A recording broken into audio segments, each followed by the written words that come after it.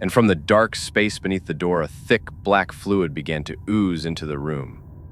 It was dense like oil and carried the scent of the grave, of wet soil and things rotting in it. Leo moved, crawled to the bed, climbed beneath the blankets, and became a small, shivering shape in the dim room. He retreated into his own darkness. On the other side of the door, the thing went still. I knew it hadn't gone. I knew it deep in my soul. It was still there, in the dark, waiting. I pressed my back to the far wall and stared at the door. I was breathing hard, panic in my throat. On the bed, Leo was a trembling knot of fear. For me, this was a night's journey into darkness. For him, it was where he lived.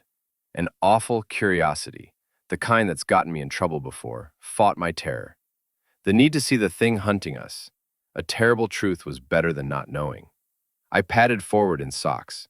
The old floorboards didn't whisper. Liam, don't look. But I would. I knelt by the door. The grave stench stronger now. I lowered my head to the cold brass of the keyhole. At first, only the dim hallway and a pale shaft of moonlight from the window. Then it stepped into view. Not a man, not a beast. Something made of branches and shadow, impossibly tall and thin. Its limbs were winter bare twigs, and its body a swirl of dust and night, formless and flickering.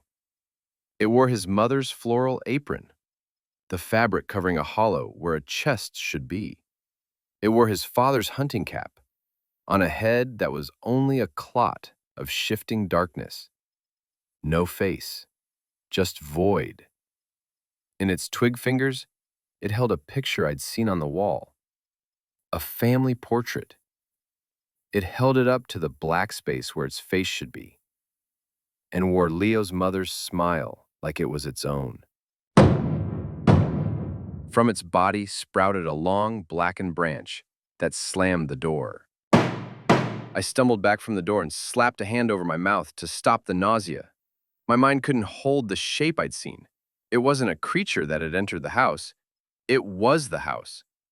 A parasite wearing the stolen memories of the dead, or soon to die, like a costume.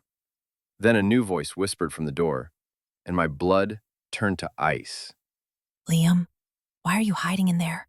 Your mother's so worried about you. It was my mother's voice. Perfect. The one she used when I was sick as a kid.